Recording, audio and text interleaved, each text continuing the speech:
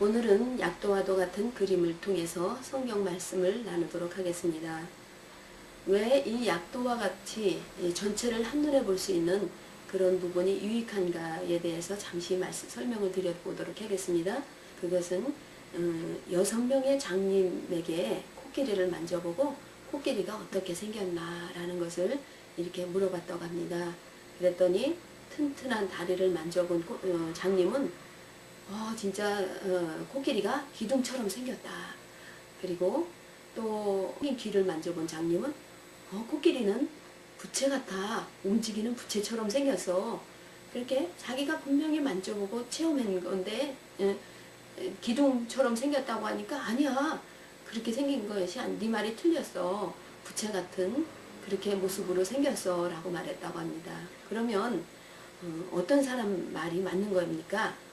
각자가 분명히 자신이 만져보고 체험한 것을 가지고 자신 있게 말했지만 전체를 한눈으로 보지 못하고 부분적인 것만을 경험했을 때 바로 이와 같은 현상이 생긴다는 것입니다.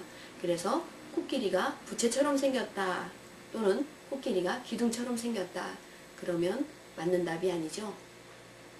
요즘 세상에 지진과 기근과 또 여러 가지 전쟁으로 인해서 너무나 이 지구가 혼란한 가운데 있습니다.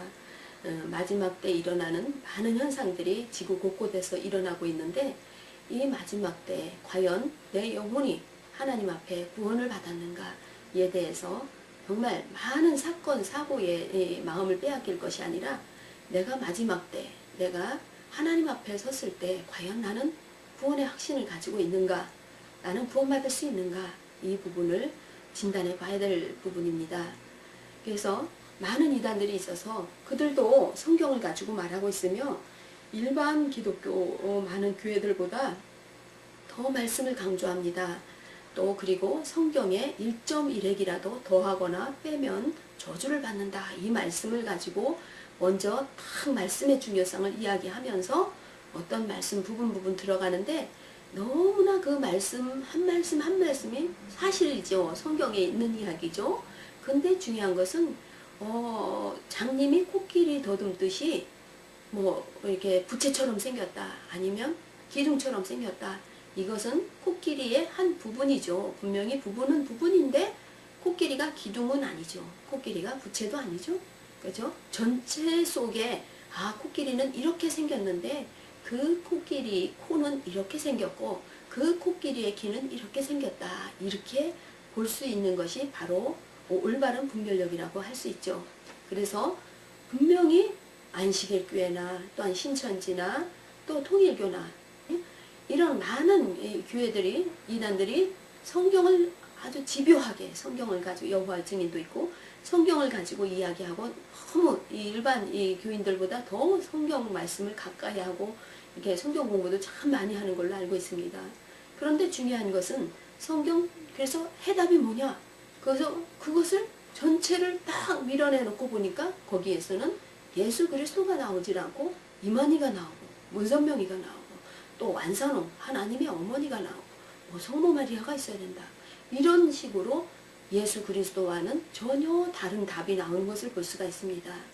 요한복음 5장 39절 말씀에 보면 너희가 성경에서 영생을 얻는 줄 생각하고 성경을 연구하거니와 이 성경이 곧 내게 대하여 증언하는 것이니라고 예수님이 말씀하셨습니다. 이 성경 전체를 통해서 성경에서 영생을 얻는다, 구원을 받는다. 이래서 성경의 구원받는 길에 대해서 사람들이 찾고 있지만 이 성경은 바로 내게 대하여 증거하는 것이라고 예수님이 말씀하신 것입니다. 바로 성경의 핵심은 우리를 모든 죄악에서 구원해 주실 예수 그리스도가 전체 모습입니다. 그래서 구약은 우리를 구원하러 오실 예수님, 그리고 신약은 이미 오셔서 모든 죄악을 해결해 주신 예수님, 또 다시 오실 예수님에 대해서 기록하고 있습니다. 그래서 성경에 부분적으로 얼마나 많은 해석이 잘하는가가 문제가 아니라 정말 성경의 핵심인 예수 그리스도를 바로 알고 믿고 있는가가 중요한 것이죠. 모든 병은 그 원인이 무엇인가를 정확하게 알 때 치유도 빨리 할 수가 있는 거죠. 마치 간에 암이 생겼다. 무슨 종양이 생겼다. 그래서 결과적으로 얼굴이 노랗게 뜨고 또는 피부에 어떤 반점 같은 것이 생긴다고 합시다. 그랬을 때 원인을 알지 못하고 나타난 결과만을 가지고 그것을 치유한다면 피부병 약을 아무리 바르고 치유한다 해도 근본적인 치유는 일어나지 않을 것입니다. 그래서 구원을 받는 길도 타락하게 된 원인에 대해서 정확하게 인식하면 구원받는 길도 정확하게 알 수 있는 것을 볼 수가 있습니다. 맨 처음 하나님과 인간 사이에 그 관계가 끊어지고 타락하게 되면 영적인 죽음이 온 사건이 무슨 사건이죠? 바로 동산 중앙에 있는 선과 악을 알게 하는 나무의 열매를 먹지 말라. 그것을 먹는 날에는 정령 죽으리라고 말씀하셨죠. 그러니까 많은 말씀이 아니죠. 많은 말씀이 아니라 전체 이 모든 나무의 실과는 너희가 먹을 수는 있으나 너희가 또 이 모든 피조물을 정복하고 다스리라고 이야기하시면서 단 한 가지만 하지 말라고 하셨죠. 단 한 가지 죽음이 오는 것은 동산 중앙에 있는 선과 악을 알게 하는 나무의 열매를 먹지 말라. 먹는 날에는 정령 죽으리라고 말씀하셨죠. 그런데 사단이 어떤 식으로 이렇게 접근을 했습니까?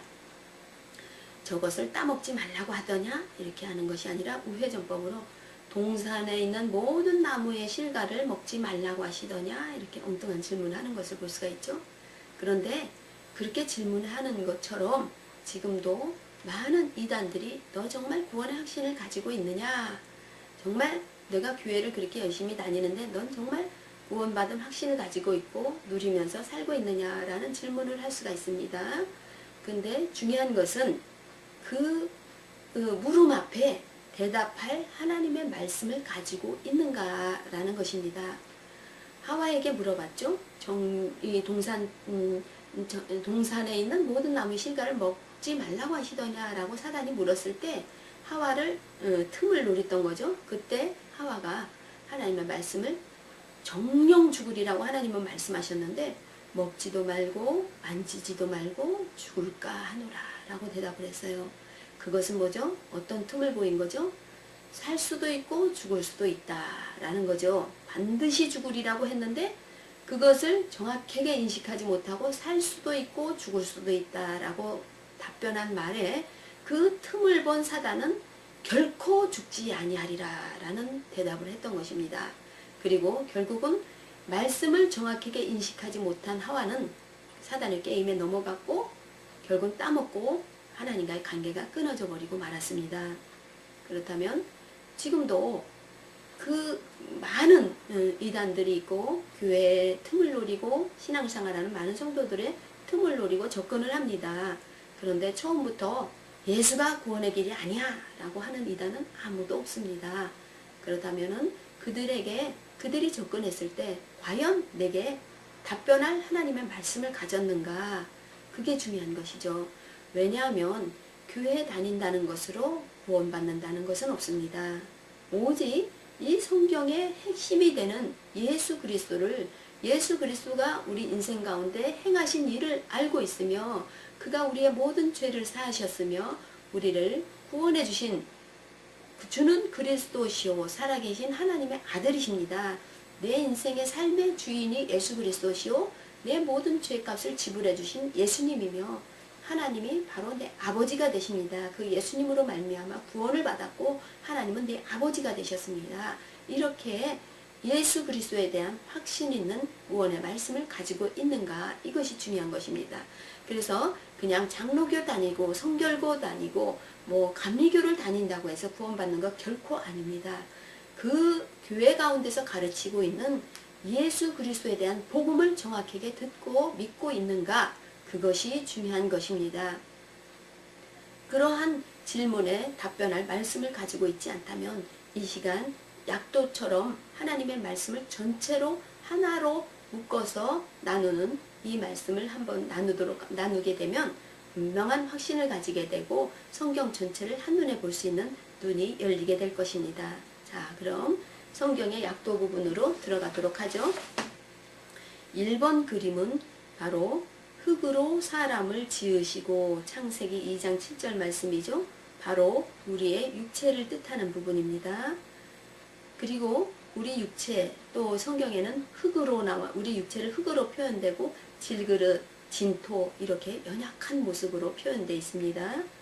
그러면 다음번에 2번을 보도록 하겠습니다. 이것도 창세기 2장 7절 말씀. 그 흙으로 지으신 육체 속에 생기를, 그 코에 생기를 불어넣으시니 생명이 된지라고 말씀하고 있죠. 요한복음 4장 24절, 요한복음 4장 24절 말씀을 보면 하나님은 영이시니 예배하는 자가 영과 진리로 예배할지니라고 말씀하고 있죠. 바로 이번 그림은 마치 관제탑과 비행기 조종석과 서로 교신을 하는 것처럼 영이신 하나님과 영으로만 지어진 인간이 서로 영적인 교통을 할 수 있는 관계에 그런 부분들을 말하고 있습니다. 그리고 하나님의 형상대로 지음을 받았다라고 말씀하는 것은 우리 육체적인 부분을 뜻하기보다도 우리 영이신 하나님이 영을 불어넣어서 창조한 것을 의미하는 부분입니다. 그래서 관제탑의 지시를 받고 비행기 조종사가 지시를 받아 안전 운행을 할 수 있는 그런 어떤 관계를 그런 것을 이제 말하고 있는 부분이죠. 그런데 그 관계가 어떻게 깨어졌죠? 바로 3번 그림을 보세요. 3번 그림을 보시면 창세기 2장 17절 말씀을 보시면 선과 악을 알게 하는 나무 열매를 먹으면 정령 죽으리라고 말씀하셨죠. 그래서 결국은 하와가 사단의 미혹에 빠져서 하나님의 말씀을 불순종하고 따먹고 말았습니다. 그런데 금방 죽었나요? 육체적인 죽음보다도 영적인 하나님과의 관계 단절을 뜻하고 있습니다. 영적 죽음이라고 합니다. 바로 비행기가 관제탑과 교신이 딱 끊어지면 그대로 추락하고 맙니까? 그게 아니죠. 교신이 끊어지면 날기는 날아요. 날기는 나는데 어디로 가야 할지를 몰라요. 어디로 가야 될지, 어떻게 날아야 될지, 어떠한 문제가 있는지, 앞길에 어떤 장애물이 있는지 알지 못하고 결국은 혼돈과 불안 속에 추락할 수밖에 없는 그런 비행기의 신세가 바로 하나님과의 관계가 끊어진 인간의 모습을 잘 표현해주고 있습니다. 그래서 내가 보는 내가 정확한 것이 아니라 하나님의 말씀을 통해서 조명되어진 모든 인생은 영적인 죽음으로 말미암아 관제탑과 교신이 끊어진 상태, 곧 소경이요 귀머거리요 살았으나 죽은 자라고 표현하고 있습니다. 회칠한 무덤이라는 게 뭐죠? 겉은 아름답게 꾸며져 있지만 속은 죽어있는 상태. 그런 것처럼 우리가 살았다고 하지만 영적으로 하나님과의 관계가 끊어진 인생은 바로 이렇게 회칠한 무덤과 같다라고 말씀하고 있습니다. 결국은 죄의 삭신 사망이요 라고 말씀하셨는데 우리가 살아가면서 지은 죄로 말미암아 당하게 될 죽음을 의미하는 말이 아닙니다. 이것은 아담의 죄악으로 인해서 아담과 하와의 범죄함으로 인해서 영적으로 하나님과의 관계가 끊어졌고 그 죄로 말미암아 그 후손 모두가 하나님과의 관계가 끊어진 영적인 죽은 자 가운데서 이렇게 태어났음을 말하고 있는 부분입니다. 그래서 이 역시 에베소서 2장 말씀을 보면 죄와 허물로 죽은 자다 이렇게 말씀하고 있어요. 그래서 성경은 살았다고 살은 자가 아니라 분명하게 영이 죽어있고 영적으로 하나님의 관계가 끊어진 상태를 죽은 자다라고 말하고 있어요. 그런데 이 상태로 그냥 있는 것이 아니라 어떠한 일이 발견되냐면 4번 그림을 보시죠. 바로 이 3번 그림이 영을 불어넣어서 영으로 생명이 된지라라고 했는데 3번 그림은 영적인 관계가 죽음이 온 것을 말하죠. 관계가 단절된 것. 그리고 4번 그림을 보시면 바로 이 빈자리를 사단이 공중권세 잡은 자가 이 우리의 영적인 세계를 지배하고 있다는 것을 알 수가 있습니다. 그래서 결국 영적인 죽음에 온 상태를 성경엔 뭐라고 하고 있느냐면 포로된 자, 눌린 자, 마귀의 자녀, 독사의 자식들, 육체를 따라 행동하는 그런 어떤 상태라고 말하고 있고요. 사단을 위해 예비된 지옥의 심판을 면할 수가 없는 결국은 우리 인간을 지옥에 보내시려고 지옥을 만든 것은 아니죠. 사단을 위해 예비된 영영한 지옥은 그 사단의 종노릇하는 인간이 함께 가야 될 고통의 장소라는 것을 말하고 있습니다.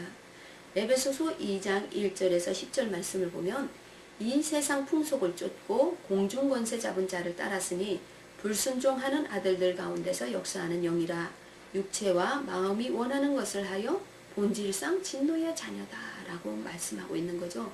공중 권세 잡은 자를 따랐으니 불순종하는 아들들 가운데 역사하는 영이라. 결국 사단이 영적인 부분을 조종하고 있을 때 육체와 마음이 원하는 것을 하였다라고 말하고 있죠. 이 모든 것이 영이신 하나님의 형상을 따라 지음받은 인간이 타락함으로 사단이 우리의 정신세계를 지배하면서 상상할 수 없는 끔찍한 일들이 이 세상에 벌어지고 있는 것입니다. 이것을 마치 이 위의 그림을 보시면서 잠깐 설명을 해드리겠습니다. 이 그림이 무슨 그림이죠? 바로 9.11 테러 사건 기억나시죠? 그런데 처음에 이 1번 그림은 어떤 상태입니까? 바로 조종사가 정말 그 비행기 조종사가 간제탑의 지시를 받고 안전하게 그 승객들을 목적지까지 태워다 주는 게 바로 원래 조종사의 그 사명이었을 것입니다. 그런데 이 비행기에 마치 에덴 동산에 사단이 몰래 틈탔던 것처럼 이 비행기에 테러범이 틈탔고, 테러범의 목적은 뭐죠? 죽이고 멸망시키는 것. 요한복음 10장 10절에 보면 도적이 오는 것은 도적질하고 죽이고 멸망시키려는 것뿐이요 내가 온 것은 양으로 생명을 얻게 하고 더 풍성히 얻게 하려는 것이라고 말씀하셨죠. 사단이 온 것은 죽이고 도적질하고 멸망시키는 것이라고 말했죠. 그래서 조종석을 탈취한 그런 테러범은 결국은 이 비행기 속에 있는 많은 승객들의 원함과 상관없이 관제탑의 지시도 받지 아니하고 자기의 목적은 뭐죠? 죽이고 멸망시키는 것. 쌍둥이 빌딩을 향해 날아가고 결국은 폭파하는 것이, 죽는 것이 그 사단의 테러범의 목적이었죠. 그래서 승객들이 비행기 안에서 아무리 울고 불고 그 가정 집 안에 있는 사람들을 그리워하고 이런 어떤 구원받기를 소망했지만 결국은 조종석이 바뀌지 않는 한은 그 테러범이 조종석을 탈취하고 조종석이 어떤 바뀌지 않는 한은 승객들의 원함과 상관이 없이 그 테러범이 원하는 대로 쌍둥이 빌딩을 향해서 날아갈 수밖에 없었고, 테러범의 목적에 의해서 테러범의 과 함께 있던 그 많은 승객들이 결국 이 불바다 속에서 최후 아주 끔찍한 죽음을 맞이한 것을 볼 수가 있습니다. 바로 이 그림은 바로 우리 영적인 상태를 한눈에 볼 수 있는 그런 그림과 같습니다. 바로 영이신 하나님, 원래의 조종사는 바로 우리 안에 계시는 성령이셨습니다. 영이었는데 결국은 하나님의 말씀을 불순종하고 자기가 하나님처럼 되겠다, 정녕 하나님과 같이 되어 선악을 알고 눈이 밝아지겠다는 그 원함으로 인해서 불순종하게 됐고, 영적인 죽음이 왔을 때 사단이 그 조종석을, 테러범이 조종석을 차지한 것처럼 사단이 우리의 정신세계를 지배하기 시작하면서 온갖 죄악과 범죄와 타락의 길을 가게 됐고, 결국은 사단이 원하는 대로 지옥의 심판을 맞이할 수밖에 없게 된, 이것이 바로 성경 전체를 통해서 우리에게 말씀하시는 것입니다.